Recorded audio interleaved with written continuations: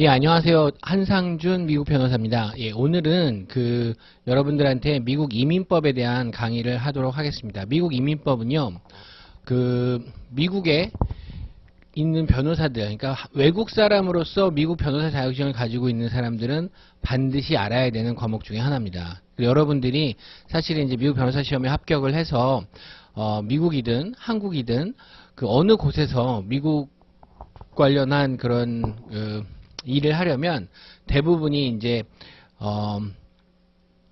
미국 계약법이라든지 불법행위법이라든지 이런 부분에 대해서 프랙티스를 할 수도 있지만 여러분들이 제일 많이 그리고 제일 쉽게 접근할 수 있는 게 바로 미국 이민법입니다. 왜냐하면 수요가 일단 많습니다.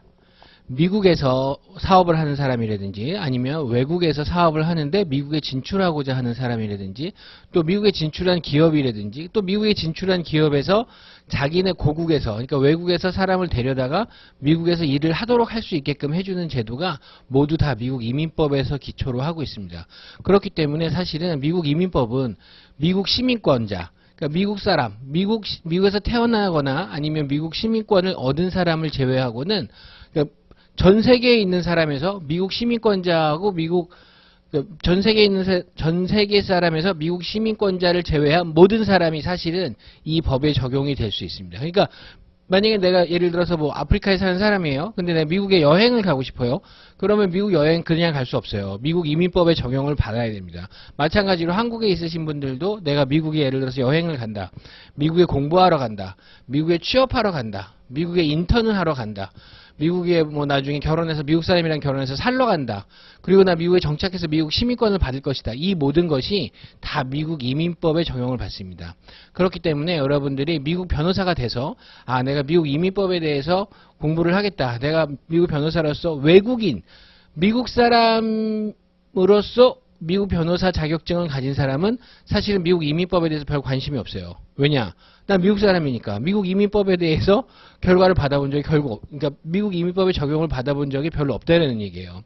그렇지만 그런 미국 변호사들도 외국 클라이언트를 만날 때는 항상 미국 이민법을 알아야 돼요. 왜냐하면 외국 클라이언트가 미국에 투자를 한다라는 말이에요. 내가 미국에다가 가서 투자를 하겠습니다. 괜찮아요. 미국에 회사를 세우고 미국에 투자를 할 수 있어요. 미국에 회사를 세우면 그 미국에 있는 외국 회사는 미국 회사가 돼요. 그렇기 때문에 사실은 미국 이민법의 적용을 받지 않습니다.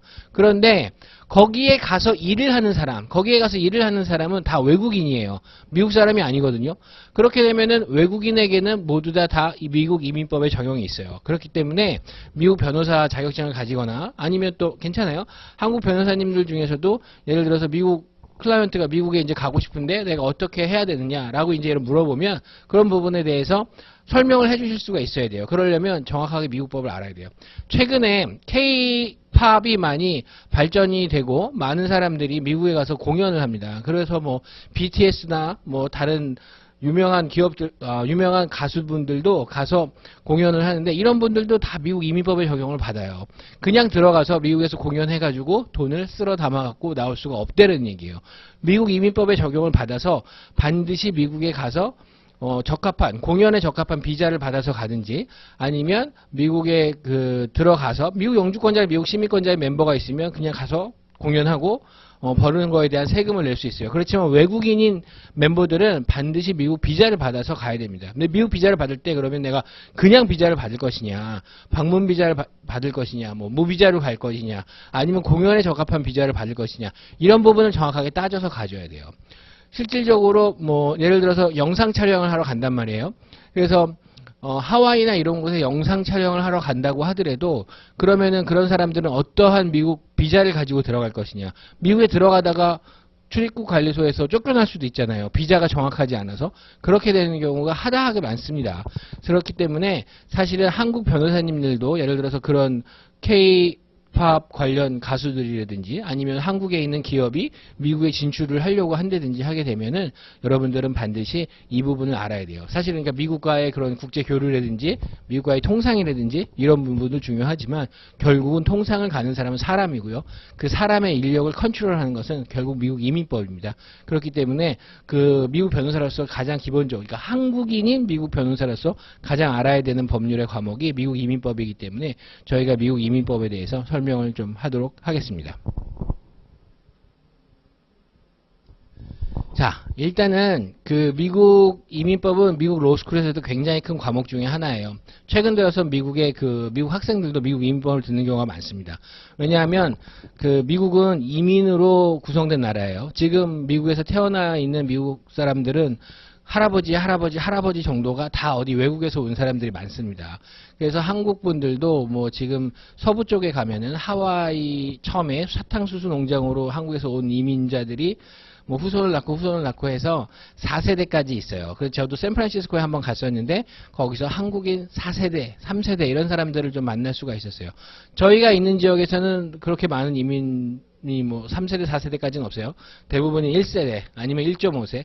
1.5세는 뭐냐, 어떤 분들이냐면 그 한국에서 국민학교 또는 중학교 정도를 다니다가 미국에 이민 가신 분들이에요. 그래서 중고등학교를 미국에서 마치신 분들을 보통 1.5세대라고 하고, 저희처럼 그냥 나이 먹어서 미국에 간 사람들, 그래서 뭐 거기서 뭐 변호사 자격증을 따가서 거기서 정착해 갖고 사는 사람들을 대부분 미국 이민 1세라고 하고요.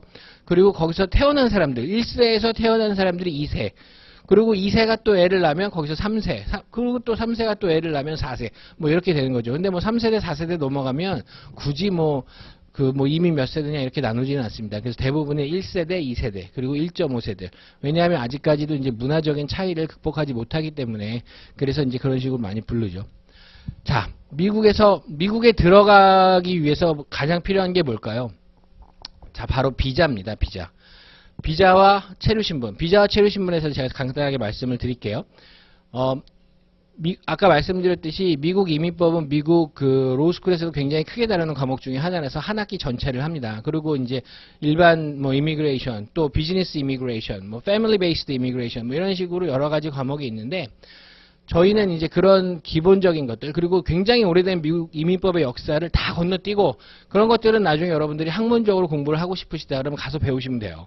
로스쿨에 가서 배우시든지 아니면 뭐 미국의 뭐 다른 책을 보고 공부를 하시든지 하면 되는데, 제가 여러분들한테 기본적인 특강으로 뭐 3일 동안 하는 강의에서는 여러분들이 실질적으로 딱 알아야 되는 개념. 내가 클라이언트를 딱 만났을 때, 이런 부분에 대해서 제가 정확하게 설명을 할 수 있다. 그 정도까지는 제가 강의하도록 할 겁니다. 그리고 그렇게 돼야지 여러분들이 사실은 미국 변호사로서 아니면 또 한국 변호사님으로서 전문적인 미국 이민법에 대해서 설명을 하실 수가 있을 거예요. 전체적으로 다 한다면 아까 제가 말씀드렸던 것처럼 뭐 1년 넘게 또는 그렇게 걸릴 수도 있는 과목입니다. 그래서 뭐 실질적으로 미국 이민법의 역사, 뭐 예를 들어서 누가 어떻게 됐고 뭐 옛날에 그런 과정들을 쭉 배우는데, 그런 것도 다 건너뛰고 여러분들 실무에서 딱 써먹을 수 있는 부분들만 딱 얘기를 하도록 할게요. 미국 이민법은 크게 카테고리를 보면 두 가지로 나눌 수가 있어요. 하나 카테고리는 뭐냐면 이미그레이션, 즉 미국으로 이민을 가는 사람이 이제 이미그레이션 이제 카테고리고요. 나는 미국에 이민이 아니라 그냥 잠깐 뭐 목적에 따라서 잠깐 미국에 가는 사람들이 있어요. 방문을 목적으로 가는 사람들, 아니면 뭐 취업을 목적으로 가는 사람들, 아까 말씀드렸듯이 유학을 목적으로 가는 사람들, 아니면 인턴을 목적으로 가는 사람들, 태권도 경기를 위해서 가는 사람들, 이런 사람들은 이민이 목적이 아니에요. 다른 목적으로 미국에 갔다가 가서 그 일을 해결하고 다시 한국으로 돌아온다. 다시 자기네 고국으로 돌아온다라는 것으로 이제 간주가 되기 때문에, 간주되지 않아요? 돌아오는 걸로 이제 본인들이 입증을 해야 되기 때문에 두 가지 트랙으로 나눠요. 한 가지 트랙은 이미그레이션 트랙, 다른 한 가지 트랙은 난 이미그레이션 트랙. 즉 한국말로 하면 이민 또는 비이민 이런 식으로 나눕니다. 그래서 저희가 처음에 한국에서부터 그 부분을 설명해서 나가야 되기 때문에 제일 처음에 여러분들한테 말씀드릴 거는 비자예요. 비자. 결국은 내가 미국에 어떻게 가느냐 하는 거. 그러니까 결국은 비이민 트랙을 나누는데요. 비이민 트랙, 그러니까 두 가지 트랙으로 크게 나눴죠. 첫 번째가 이민 트랙, 그 다음에 비이민 트랙. 근데 비이민 트랙에 있어서 첫 번째 배워야 될 부분이 비자예요.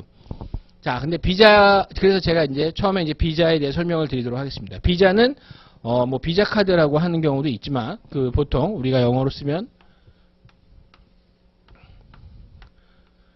비자 이렇게 쓰죠. 비자는 뭐냐?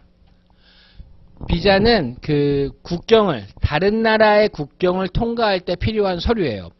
여러분들이 국경을 통과할 때 필요한 서류가 뭐뭐 있을까요? 두 가지가 있습니다. 일반적으로 두 가지. 하나는 여권, 패스포드가 있어야죠.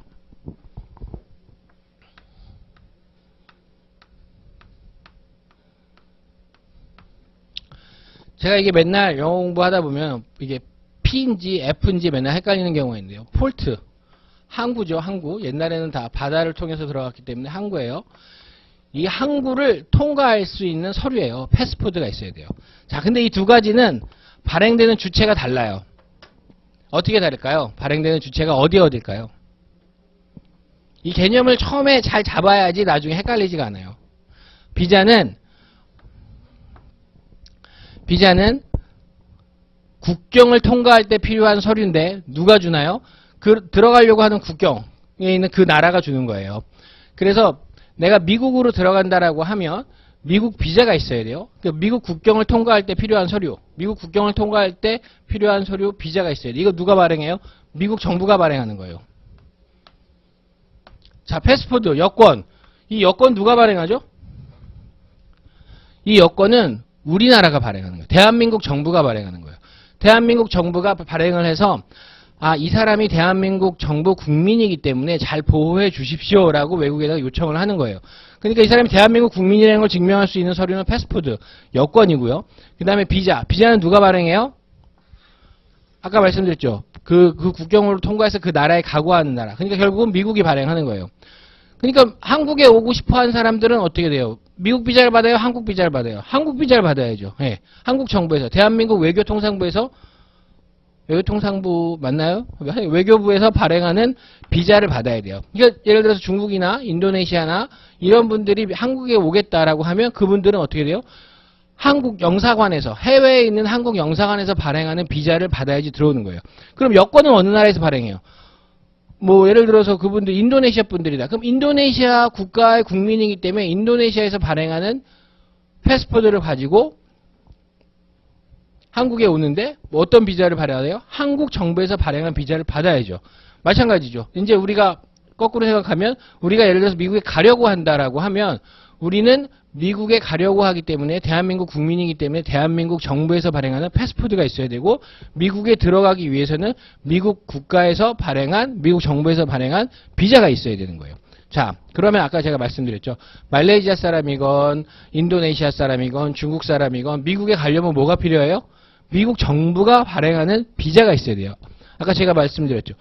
미국 시민을 제외한 모든 사람들한테 적용이 돼요. 전 세계 모든 사람들한테. 미국 시민 제외하고. 왜? 미국 시민은 미국 여권이 있으니까. 미국 여권이 있으니까 미국 여권으로 미국에 들어가는데 문제 없죠. 미국 사람이니까. 자, 마찬가지죠. 대한민국 국민이 대한민국 여권 가지고 대한민국에 들어오는데 문제가 없단 말이에요. 근데 대한민국 국민이 대한민국 여권 가지고 미국에 가려면 뭐가 있어야 돼요? 국경을 통과할 때 허가해주는 서류. 비자가 있어야 돼요. 비자. 그게 바로 비자입니다. 그래서 비자는 여러 가지 종류가 있어요. 내가 결국 미국에 가서 어떠한 일을 할 것이다. 무슨 목적으로 비자를 받아야 되냐. 거기에 따라서 비자의 종류가 다양한 거고요. 아까 처음에 말씀드렸죠. 국경을 통과할 때 필요한 서류다. 국경을 통과할 때 필요하고 또 어떻게 해야 돼요? 국경을 통과할 때 유효해야 돼요. 유효한 비자를 가지고 있어야 돼요. 비자가 만약에 익스파이어 됐다. 그러니까 유효 기간이 넘은 비자다. 그러면 어떻게 돼요? 미국 국경을 넘어갈 수가 없어요. 미국 국경에서 관리가 그거를 발행해 주지를 않습니다. 그러니까 허가를 해 주지 않아요. 그러니까 우리가 국경에 들어가면은 뭐 이것저것 물어보죠. 미국에 왜 왔냐? 공부하러 왔다. 방문하러 왔다. 아니면 뭐 일을 하러 왔다. 그럼 그 목적에 맞는 비자가 있는지 없는지를 확인하는 거예요. 그래서 꼭 미국에 들어오기 전에는 미국 관리가 물어봐요. 미국에 왜 미국에 왔습니까? 난 미국에 공부하러 왔습니다. 그래요? 미국에 공부하러 왔으면 그 어떤 비자를 가지고 왔습니까? 그거를 확인하는 게 바로 그 미국 방문의 목적이에요. 그래서 미국 방문의 목적에 따라서 그 비자가 다를 수가 있어요. 그래서 그 비자를 가지고 미국 국경을 넘어가요.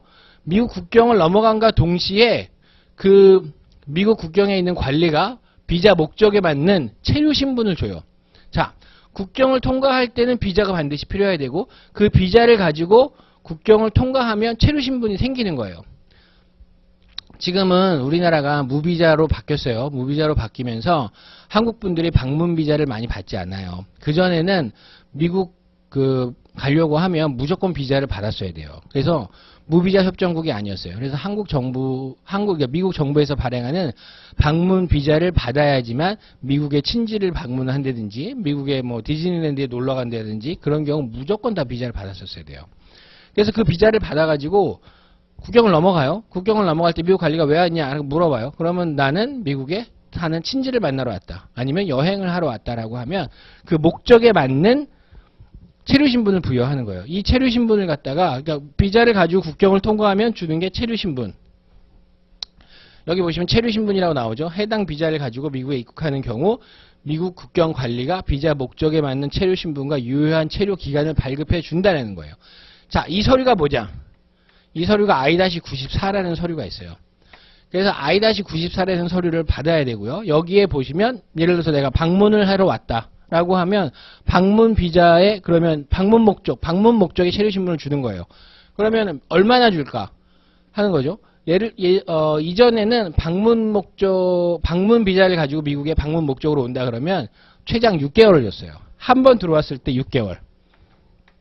6개월에 체류신분을 줬어요. 근데 지금은 아까 말씀드렸죠. 무비자. 보통 이스타라고 해요. 이스타라고 하는 무비자 허가를 받게 되면 90일을 미국에 체류할 수 있어요. 예전에는 미국 비자 받으러 가면은 미국 대사관 앞에 줄을 엄청나게 많이 섰어요. 다 방문 비자 때문에 방문 비자 받아야 되니까. 요새는 이스타로 그 컴퓨터에서 이제 치면 이제 지원이 들어가서 이제 방문 허가가 나와요. 그렇게 되면은 90일 비자를 받을 필요 없이 미국 대사관 앞에서 줄 설 필요 없이 컴퓨터로만 서류를 접수해서 받으면 이스타로 해서 90일을 방문할 수가 있어요. 90일. 자, 그래서 이스타로 방문을 하게 되면 90일로 방문을 하고 방문 목적에 맞는 예를 들어서 방문 비자로 방문을 했다라고 하면 예전에는 6개월을 줬어요. 여기서 이제 우리가 방문 목적에 따라서 다르더라도 방문 목적이 만약에 내가 학업이다 라고 하면 학업은 보통 얼마나 걸리나요? 대학원 같은데 유학 가면은 한 2년 정도 걸리죠. 그러니까는 뭐 이스타로 와가지고 90일 갖고 공부를 마칠 수가 없어요. 그렇기 때문에 그런 학교에 온다. 예를 들어서 고등학교, 대학교, 대학원 이런 데로 오는 경우는 학생 비자를 받아야 돼요. 방문의 목적에 맞는 비자를 받아야 되기 때문에 그런 비자를 받아요. 그런 거는 몇 년? 그 학교의 기간에 체류한 학교 수업에 필요한 기간만큼 체류 기간이 달라요. 그렇기 때문에 90일 이상을 가는 비자를 받아야 되는 거죠. 그러니까 그럼 결국은 어떻게 해요? 거꾸로 생각해 보면 이스타를 가지고 90일 목적으로 들어갔다. 근데 내가 거기서 공부를 한다. 그럼 방문 목적에 맞지 않잖아요. 그죠? 이스타는 그냥 친지 방문, 그 다음에 뭐 여행, 그 다음에 비즈니스. 여기서 말하는 비즈니스는 그냥 단순한 뭐 비즈니스 사업, 뭐 네고시에이션 이 정도를 말하는 거예요. 비즈니스를 내가 거기서 그러니까 운영을 해가지고 돈을 벌고 뭐 투자를 하고 그렇게 된다고 하는 건 그건 다른 얘기예요. 여기서 이스타는 이제 90일만을 주는 거고요. 아까 말씀드렸듯이 방문 비자를 가지고 들어왔을 때는 6개월을 줬어요. 자, 근데 차이는 뭐냐? 여기서 차이는 뭐냐? 방문 비자를 가지고 미국의 국경을 넘으면 방문 목적에 맞는 체류 신분을 준다고 했어요. 그 체류 신분이 뭐냐? 방문 목적에 맞는 체류 신분을 주는데 그 체류 신분을 미국 내에서 변경할 수가 있어요. 그래서 미국 내에서 체류 신분이 변경이 가능한데 그 이스타는요.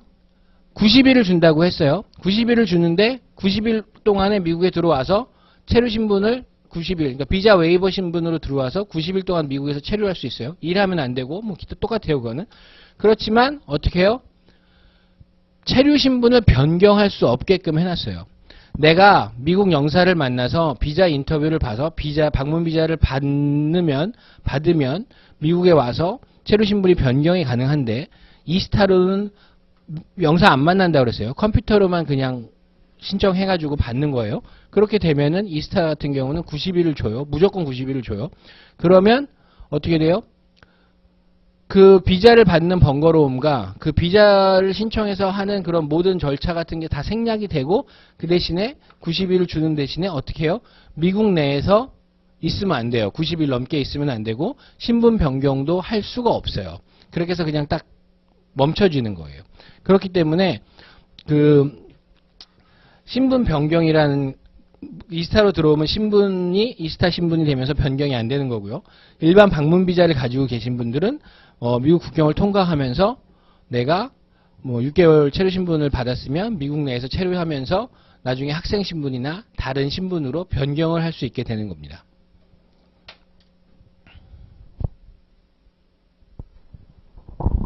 자, 처음에 얘기한 얘기 또 다시 얘기하는데요. 왜 이 얘기가 중요하냐면 결국 미국 이민법은 어떤 비자를 받느냐, 그리고 미국에 들어왔을 때 내가 어떠한 체류 신분을 갖고 있으면서 그 체류 신분을 어떻게 변경할 수 있느냐 하는 부분인 거예요. 자, 아까 제일 처음에 말씀드렸던 부분이에요. 미국 방문 목적에 맞는 비자를 획득해야 된다. 내가 학생으로 가겠다. 그럼 학생 비자를 받아야 되고요. 외교관으로 가겠다. 외교관 비자를 받아야 되고요. 일을 하러 가겠다. 그럼 일을 할 수 있는 비자를 받아야 되고요. 미국에 투자를 하겠다. 그럼 투자할 수 있는 비자를 받아야 돼요. 인턴을 하러 간다. 인턴에 맞는 비자를 받아야 되고요. 방문 교수로 가겠다. 방문 교수에 맞는 비자를 받아야 돼요. 그래서 미국 방문 목적에 맞는 비자를 획득해야 된다. 이게 제일 중요한 거예요. 그럼 결국은 클라이언트를 만났을 때 미국에 왜 가려고 하십니까? 제일 중요한 거죠. 나 미국에 뭐 하러 간다? 라고 얘기가 나오면 그거에 대해서 맞는 비자를 우리가 초소에서 골라서 클라이언트한테 설명을 하고 어떤 비자를 받아서 미국에 들어가십시오 라고 얘기를 해줄 수가 있어야 되는 거예요. 자, 방문 비자 제일 많았어요. 그래서 방문 비자를 가지고 입국하는 경우 미국에 6개월을 체류할 수 있는 신분이 부여된다. 그리고 나서 그 체류할 수 있는 신분에 대해서 어디에 나온다고요? I-94라는 서류에 나와요. I-94 굉장히 중요한 미국의 이민법에서 굉장히 중요한 서류가 I-94예요. 어떤 사람이 미국 국경을 통과했어요. 그럼 미국 관리가 그 사람에 대한 인포메이션을 다 적어요. 이 사람은 무슨 비자를 가지고 들어왔고 내가 체류 신분을 얼마를 허용해 준다라고 하는 게 I-94인데요. 굉장히 중요한 서류인데 사실은 서류의 크기가 되게 작아요. 조그매요. 하얀색 종이에다가 이렇게 연필로 적어주는 거예요. 예전에는 미국에 들어갈 때 긴 종이를 줘요. 스튜어디스가 미국 비행기 안에서 미국 입국하기 전에 이걸 다 작성해라. 그러면 이제 제가 작성을 쭉 해요. 그러면은 미국 관리가 긴 서류를 쭉 읽어보고 도장을 꽝꽝 찍어서 하나를 밑에 있는 부분을 쫙 찢어가지고 조그만한 부분을 줍니다. 근데 이제 이게 없어졌어요. 이게 더 이상 이 I-94라는 서류를 주지 않아요. 그 대신에 이 I-94라는 모든 서류가 미국 웹사이트, 그러니까는 미국 이민국 웹사이트에 다 있어요. 그래서 본인의 생년월일, 그 다음에 여권 번호, 그 다음에 내가 예를 들어서 여권을 발행한 국가, 그런 것들을 다 집어넣으면 거기서 인포메이션이 다 나옵니다. 그래서 내가 미국에 무슨 체류 신분으로 와 있고, 그리고 나한테 허여되어 있는 기간은 며칠이고 언제까지 내가 미국에 있어야 되고 하는 부분들이 다 나오는 거예요. 굉장히 중요한 서류 중에 하나예요. 아까 이제 또 하나 말씀드렸죠. 제일 많이 가는 게 뭐죠? 유학생들이죠. 학생 비자를 가지고 미국에 입국하는 경우 학생 신분으로 공부할 수 있는 체류 신분이 부여됩니다.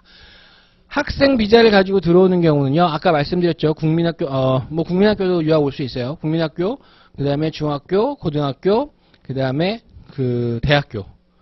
죄송합니다. 요새는 국민학교라는 말을 쓰지 않습니다. 초등학교, elementary school, 중학교, middle school, 그 다음에 고등학교, high school, 대학, 그 다음에 대학원, 박사학위 과정, 이런데 이제 학생 비자로 오는 경우는 학생 비자를 받아야 돼요. 공부를 하러 오면. 근데 기간이 다르잖아요. 방문 비자 아까 말씀드렸죠. 방문 비자를 받는 경우는 6개월을 미국에서 체류할 수 있다. 그 다음에 이스타, 무비자로 들어오는 경우는 90일을 체류할 수 있다. 그럼 학생 비자 같은 경우는 얼마를 체류할 수 있을까요? 예. 학생 비자 같은 경우는 체류할 수 있는 기간이 다 달라요. 그래서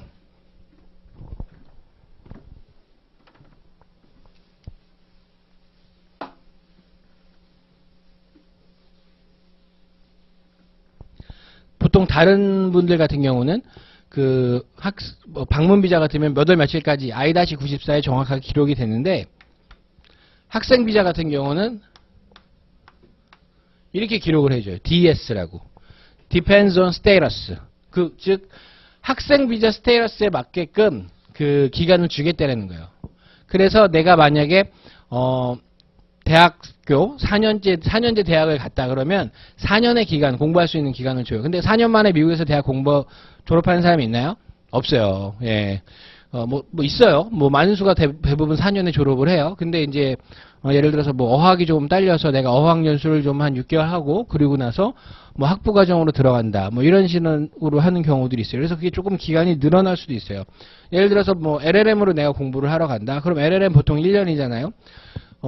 근데 어떤 학교는 1년 반 주는 학교에 있어요. 그리고 한 학기당 몇 점씩, 몇 학점씩 들어야 되는 그런 요건이 있어요. 그런 요건들을 다 만족시켜야 되기 때문에 그런 부분에 있어서 공부하는 기간이 스테러스, 학생 신분 스테러스가 들어왔는데 내가 유효하게 학교를 잘 다니고 있으면 그 기간까지는 내가 다 인정해 줄게. 합법적으로 인정해 줄게. 그래서 그걸 나오는 게 DS라고 합니다. Depends on the status. 굉장히 중요한 얘기 중에 하나요. 그리고 미국은 이제 제2비자라고 하는 게 있어요. 또 한국 분들이 제일 많이 받는 비자가 또 학생 비자 다음에 제2비자예요, 요새. 그게 뭐냐면 인턴십으로 가는 거예요. 요새 그 한참 유행이죠. 그 학생들, 대학생들이나 이런 분들 미국 창업, 미국 취업, 창업 말고 미국 취업에 그 올인하죠. 그러니까 해외 취업에 올인하는데 대부분들 가고 싶어 하는 나라는 어디요? 미국이죠. 미국에 해외 인턴십 가고 싶어 해요. 그래서 제2비자로 많이 와요. 근데 받기가 쉽지 않죠, 제2비자. 근데 어쨌든 많이 오는 것 중에 하나예요.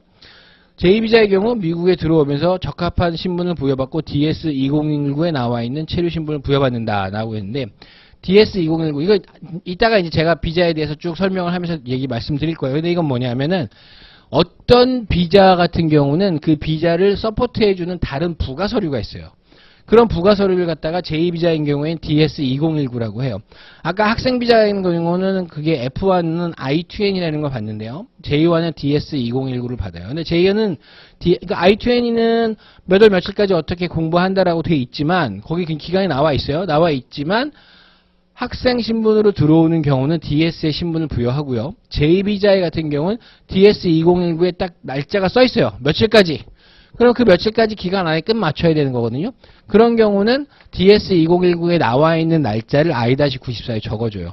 그 예를 들어서 취업비자다. 우리가 이제 조금 이따 할 거지만 취업비자 제일 많은 게 뭐죠? H비자예요. H비자. H비자인데 H비자는 보통 3년 이렇게 주는데 들어올 때 3년의 기간을 I-94에다 찍어줘요. 몇 월 며칠까지. 근데 내가 1년 정도 여기서 일했어요. 그리고 다시 한국에 잠깐 뭐 일이 있어서 들어갔어요. 근데 다시 미국으로 들어와요. 그런 경우는 내가 1년을 이미 썼잖아요. 그래도 앞에 1년을 썼으니까 그 뒤에 나와 있는 기간이 뭐 몇 월 며칠까지다. 그럼 그 기간만 적어주는 거예요. 그러니까 1년 갔다 들어오게 되면 2년밖에 안 넣는 거고 또 몇 년 있다가 다시 한국에 갔다 들어오면 또 그 기간만큼만 찍어줘요. 그래서 I-94에 그런 기간들, 체류 신분에 대한 기간들이 다 나와 있어요.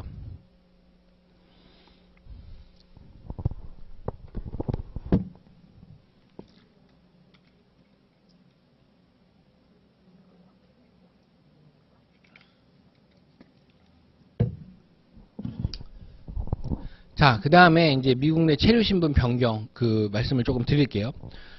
이해가 가시죠? 여기까지? 우리가 미국에 들어가려고 하면 비자가 있어야 된다. 비자는 어떻게 해야 되냐? 목적. 내가 미국 방문을 하려고 하는 목적이 무엇인지에 맞춰서 하고 그 목적에 맞는 비자를 받아야 된다. 비자의 종류는 굉장히 다양해요. 그런 목적에서 맞아야 되고. 그리고 그 비자를 가지고 미국의 국경을 통과하는 순간 어떻게 해요? 체류 신분이 부여돼요. 그 비자와 체류 신분은 동일해요. 내가 방문 비자를 가지고 들어왔다. 보통 이제 방문 비자는 비비자라고 하는데 그 비자를 가지고 있는 경우는 미국에 들어오게 되면 6개월을 준다. 그럼 6개월 동안 미국에 거주할 수 있는 기간이 생겨요. 그리고 이스타, 무비자로 들어온다. 그러면 입국에 하는데 무비자로 들어왔고 너는 90일 만에 비자를 90일간 준다. 학생 비자인 경우에 학생으로 들어왔기 때문에 공부할 수 있는 기한만큼 depends on the status만큼 준다. 제2비자로 들어왔기 때문에 너는 DS-2019에 나와 있는 기간만큼 준다. 너는 H1 비자로 들어왔기 때문에 처음에는 3년 준다. 뭐 그런 식으로 돼 있어요. 자, 그래서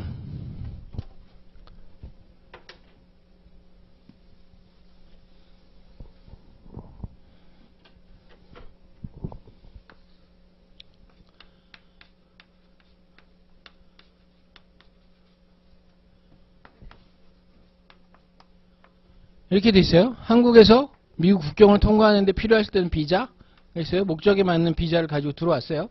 그러면 여기 이제 체류 신분이 생기는 거예요. 우리가 방문 비자 지금 많이 없지만 그래도 방문 비자를 가지고 제가 설명을 드릴게요. 그게 제일 편해요.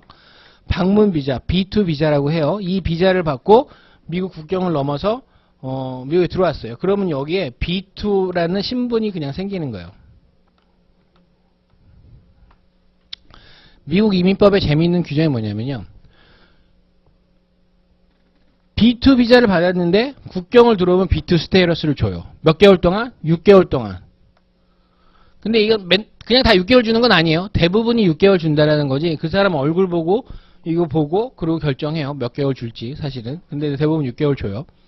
근데 이제 들어왔는데 내가 미국에서 뭐 이제 한 3개월 정도 있었어요. 6개월 받았는데 3개월 정도 있다 보니까 뭐 공부를 좀 하고 싶은 거예요. 갑자기 내가 미국에서 공부를 좀 해야겠다 그런 생각이 들어가지고 그러면 미국 공부를 하는 방법을 좀 알아봤더니 뭐 이렇게 해서 미국에서 어학연수 정도 한 1년 정도 할 수가 있다라고 얘기가 들어요. 그러면 그러면 내가 체류 신분을 좀 변경해야겠다. 그래서 B2에서 이제 학생 신분으로 변경을 하는 거예요. 학생 비자는 보통 F 비자거든요. 그러면은 B2 비자에서 F 비자로 신분을 변경해요. 그게 가능해요. 미국에 들어오면. 근데 생각해보세요. 내가 여권에 찍혀있는 나의 비자는 방문 비자, B2 비자예요. B2 비자를 받아가지고 미국 국경을 넘어요. 미국 국경에 넘었는데 와가지고 방문 비자 스테러스를 신분을 받았는데 그 신분을 가지고 있다 보니 내가 미국에서 공부를 하고 싶다. 그래서 내가 공부하는 거로 바꿨어요. 그게 뭐 학생 비자로 바꾼 거예요. 그럼 결국은 한국에서 미국으로 들어올 때는 학생 비자가 없잖아요. 그죠? 한국에서 들어올 때 학생 비자가 없어요.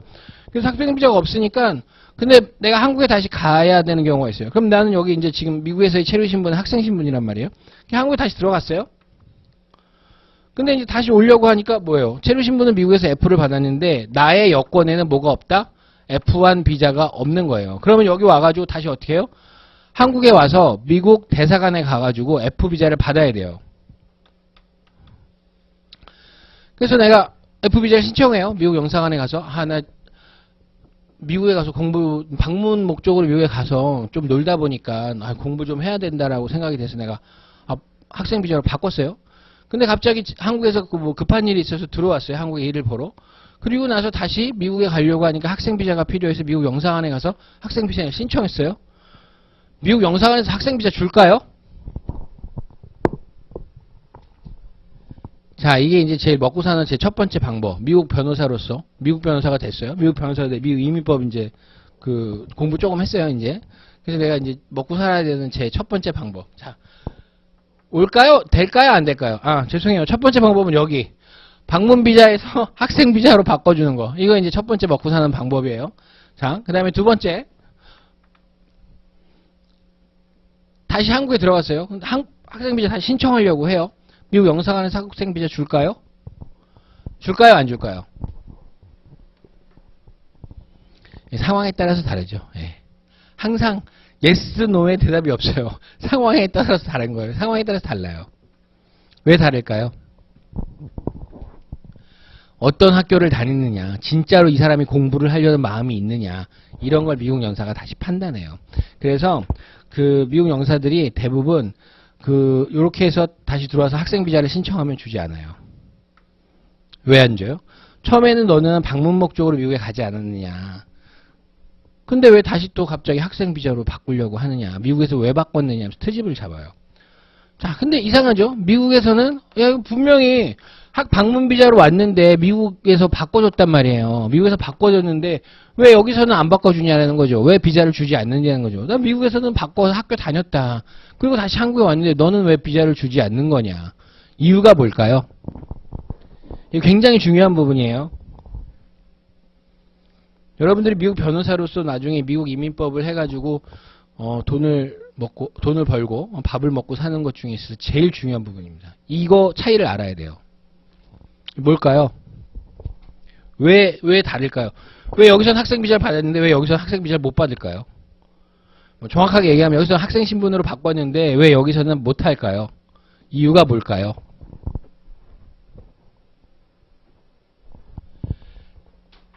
주리스딕션이 달라요. 그러니까 이걸 담당하는 관청이 다른 거예요. 무슨 얘기냐? 미국 내에서 외국 사람에 대해서 전체를 관여하는 곳은 미국 이민국이에요. USCIS. 미국 Citizenship Immigration Service라고 어디 있죠? 옛날에는 Department of Justice 산하였어요. 법무부 산하였어요. 미국 법무부 산하. 미국 이민국이. 근데 무슨 일이 있었죠? 9.11이 터졌죠. 9.11이 터지면서 이게 부처가 새로 하나 생겼어요. 그게 뭐요? Department of Homeland Security. 디파트먼트 오브 홈랜드 시큐리티가 생기고 디파트먼트 오브 홈랜드 시큐리티 산하에 USCIS가 들어갔어요. 그래서 그전에는 USCIS를 관장하는 데가 미국 법무부예요. 근데 지금은 홈랜드 국토안보부로 바뀌었고요. 지금 이게 미국 국경이에요. 미국 국경 외에서 이거를 담당하는 기관은 어디냐? 미국 국무부예요. 미국 국무부. 디파트먼트 오브 스테이러스. 미국 국무부가 하는 일이 뭘까요? 미국 국무부의 카운터파트인 우리나라의 기관은 어디일까요? 미국 국무부의 파트너인 우리나라의 기관 외교통상, 그러니까 외교부예요. 외교부.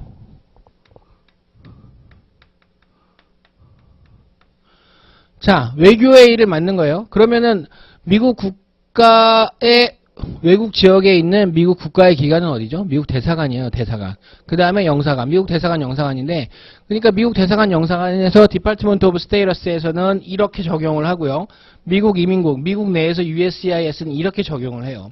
그렇기 때문에 미국 바깥에서 있는 부분, 그러니까 미국을 제외한 미국 국경 외에 있는 부분은 다 디파트먼트 오브 스테이러스에서 관할을 하고, 미국 국경 내에서 있는 부분은 USCIS에서 관할을 해요.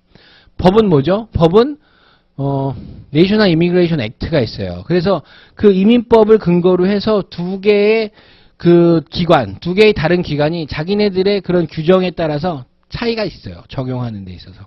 그래서 이 부분의 구별을 정확하게 해야지만 여러분들이 클라이언트를 미국에 빠뜨리지 않아요. 자, 예를 들어서 방문으로 갔어요. 학생 비자로 바꿨어요. 학교 열심히 다녀요. 갑자기 부모님이 위독해서 한국에 가야 돼요. 한국에 왔어요. 근데 비자가 안 나와요. 그럼 여기 남아있는 나의 아파트와 물건과 동산과 자동차와 기타 등등은 어떻게 하냐는 거죠. 그건 처리를 못해요. 다시 미국에 못 들어가니까. 그럼 다시 방문비자 신청하면 줄까요? 안 줘요. 왜 안 줄까요?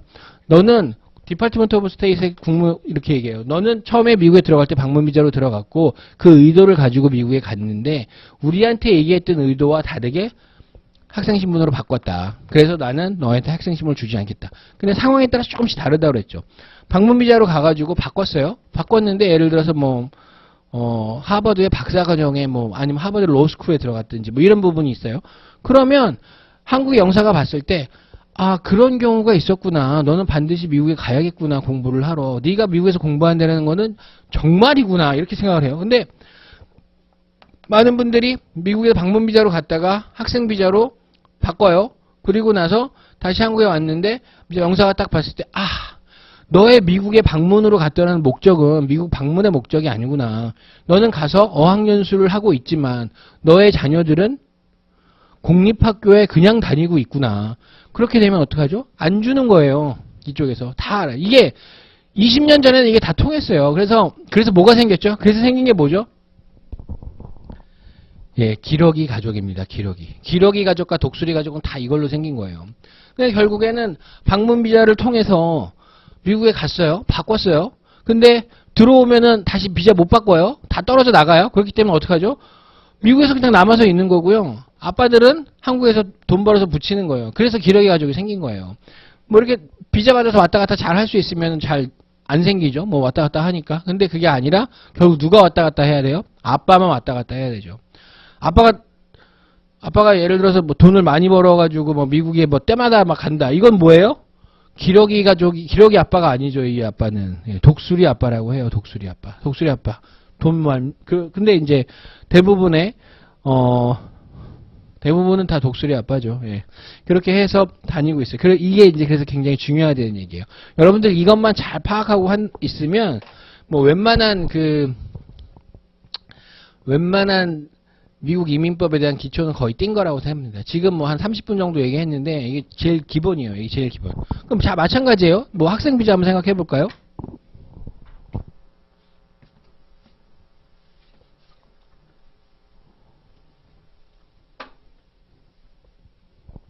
여기 보시면 학생 신분인 경우 취업 신분으로 변경이 가능하다고 그랬어요. 자, 처음에 어떻게 가요? 학생 신분으로 가요. 미국에 갈 때. 미국에 갈 때 아예 나는 미국에 공부하러 간다. 뭐 공부하나요? 변호사들이니까 이제 변호사 공부하러 간다고 하겠죠.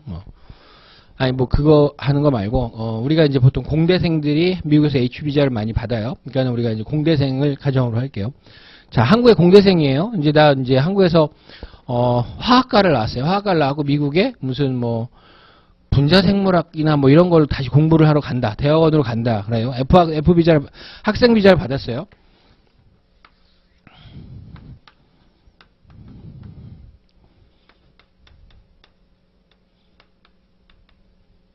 자, 한국에서 학생 비자를 받아서 학생 비자 신분으로 미국에 들어갔어요. 이제 국경을 통과하는데 유효한 비자를 받아서 들어가서 미국에서 뭘 해요? 스튜던트, 학생 신분을 받았어요. 스튜던트는 F1이에요. F1 신분을 받았어요. 자, 그래서 2년을 공부했어요. 2년을 공부했더니 뭐가 생겨요? 취업을 해야 되잖아요. 근데 아까 말씀드렸죠. 미국에서 취업할 수 있는 사람은 미국 영주권자 이상이에요. 영주권자 이상이라는 건 영주권자 또는 시민권자. 나머지 외국인들은 미국에서 취업 못해요. 예. 뭐 나는 뭐 미국에 유학 가가지고 뭐 식당에서 접시를 닦으면서 뭐 공부를 했다. 예, 다 위법이에요. 다 불법인 겁니다. 그렇게 하면 나중에 문제 생겨요. 그렇게 하시면 안 돼요. 예. 여러분들이 만약에 이제 학생 비자로 갔다. 어쨌든 그래서 잘했어요. 근데 학생 비자도 미국에서 일을 할 수가 있어요. 무슨 일을 하냐? 학교 내에서 20시간 일할 수 있고요. 또 무슨 일 할 수 있냐? 뭐 TA, 뭐 티칭 어시스턴트, 뭐 RA, 리서치 어시스턴트 이런 일 하면서 돈 받을 수 있어요. 그리고 뭐 예를 들어서 뭐 갑자기 나라가 망한다라든지 뭐 극빈자 나라가 된다라고 하면 특별히 허락을 해줘서 또 일할 수가 있어요. 그리고 학생 비자로 1년 일할 수 있는 기간이 있어요. 옵셔널 프랙티컬 트레이닝이라고 OPT라고 하는데 졸업과 동시에 1년을 일할 수 있는 기간을 줘요. 그래서 보통 이제 학생 비자로 가시는 분들이 졸업하면 OPT로 가죠. OPT는 이제 그냥 학생 비자에 부속되어 있는 기관이에요. 부속되어 있는 절차예요. 자, 근데 내가 취업이 됐어요. 미국에 있는 뭐 엄청난 큰 기업에 뭐 구글에 취업이 됐어요. 그래서 구글에서 H1B 스폰서를 해줬어요. 이제 취업 비자 하겠다는 얘기예요. 취업 비자를 받았어요. 그래서 학생 신분으로 졸업을 하고 OPT로 일하다가 구글에서 H 비자로 바꿨어요. 그럼 뭐죠? 취업 신분으로 변경이 가능한 거예요. 그 취업 신분으로 변경이 된 거예요. 그러니까 마찬가지죠. 그러니까 다른 비자 스테러스로 들어갔다가 미국에서 유효하게 있으면서 또 다른 비자 스테러스로 바꾸는 거예요. 그거를 체류 신분 변경이라고 하고요. Change of Status라고 해요. 신분을 아까 우리가 스테러스라고 한다고 그랬죠. Change of Status. 체류 신분을 변경하는 거예요. 그래서 뭐 F 비자에서 그러니까는 학생 비자에서 취업 비자로 바꾸는 거. 그 다음에 뭐 내가 예를 들어서 아까 말씀드렸던 것처럼 B 비자, 그러니까 방문 비자로 왔다가 학생 비자로 바꾸는 거. 또 방문 비자로 왔는데 어떻게 운 좋게 운때가 맞아가지고 내가 H 비자로 바꿨어요. 또 방문 비자로 왔다가 또 어떻게 운때가 맞아서 J 비자로 바꿨어요. 이렇게 되는 부분들이 있어요. 그리고 내가 무슨 뭐 H 비자로 일을 하다가 예를 들어서 뭐 다른 비자, 뭐 E 비자로도 바꾸고 뭐 갑자기 거기서 뭐 국제기구에 취업했어요. 그러면 또 국제기구의 비자는 또 달라요. G 비자라고. G라고도 또 바꾸고요. 그래서 미국 내에서는 이렇게 막 바뀌어요. 체류신분 변경이 가능해요. 언제까지? 영주권을 받을 때까지. 영주권 받으면 더 이상의 비자에 대한 부분은 없어요. 그렇기 때문에 영주권 받을 때까지 이렇게 돼야 돼요. 이렇게 이제 체류신분 변경할 수 있어요. 자, 아까 말씀드렸죠. 체류신분이 변경됐는데 미국에 나갔어요. 학생신분으로 왔는데 다시 H 비자, 그러니까 취업신분이 돼서 한국으로 갔어요. 그럼 여기서 비자를 어떻게 해요? 새롭게 받아야 돼요. 새롭게. 그러면 다시 뭐 예를 들어서 학생 신분으로 처음에는 갔는데 미국에서 뭐 H비자 받아가지고 뭐 H비자로 일하다가 한국에 다시 들어왔어요. 그러면 대사관 가서 나는 다시 H비자를 받아서 가야 돼요. 왜? 체류신분의 목적에 맞지 않기 때문이도 그렇고요. 이 F비자는 졸업을 했기 때문에 더 이상 유효하지 않아요. 아까 처음에 말씀드렸죠. 비자는 국경을 통과할 때 필요한 서류. 그리고 유효해야 돼요. 그러니까 유효한 서류예요. 국경을 통과하면서. 그래서 국경을 통과할 때 유효한 서류인 비자를 받기 위해서 또 받아야 돼요.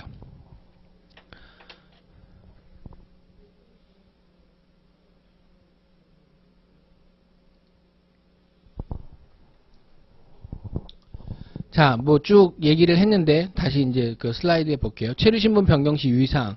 미국 내 방문으로 들어와서 학생신분으로 변경한 경우 미국 이민국을 통해서는 합법적인 변경이 된 거예요. 지금 말씀드렸어요. 미국 이민국을 통해서는 여기서는 합법적이었다고.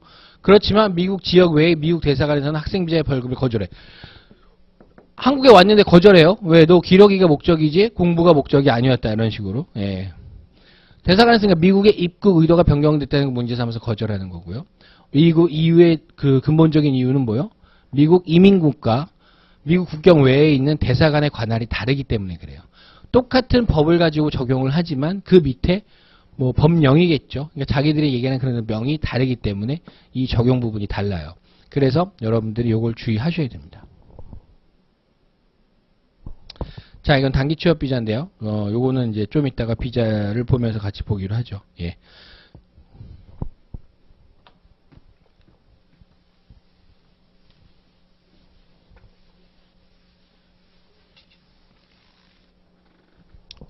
자, 저희가 전반적인, 가장 기본적인, 그러니까 미국 변호사로서 클라이언트한테 얘기를 해줄 수 있는 가장 기본적인 부분에 대해서 얘기를 조금 했어요. 무슨 얘기했죠? 한번 되돌아볼게요. 미국을 입국할 때 필요한 서류는 뭐다? 일단 크게 아주 처음부터 두 가지 단계. 첫 번째는 이민, 두 번째는 비이민. 영어로 immigration, 여기는 non-immigration. 그 다음에 국경을 통과할 때 제일 중요한 서류는 여권과 비자. 비자가 있어요. 비자는 국경을 통과할 때 미국 방문 목적에 맞는 비자를 받아야 되고요. 그게 국경을 통과할 당시에 유효해야 돼요.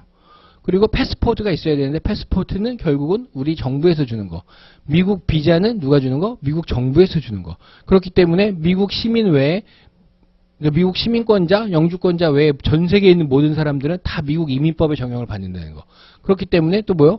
그만큼 시장이 넓다는 거예요. 정확하게 알면 이제 앞으로 그러니까 미국 사람 제외한 영국 사람, 뭐 독일 사람, 중국 사람, 뭐 필리핀 사람, 그런 사람들 다 여러분들 클라이언트가 될 수 있는 거예요. 그렇기 때문에 굉장히 넓어요, 영역이.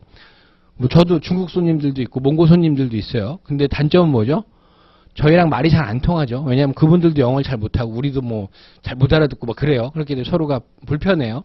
그리고 또 한 가지 문화가 조금 달라요. 문화가 달라서 그분들이 얘기하는 것과 저희가 얘기하는 게 좀 잘 일치 안 돼요. 그렇기 때문에 영어가 가능한 나라에서 오시는 분들에 대한 비자는 조금 더 편해요. 그러니까 클라이언트로 대하기가.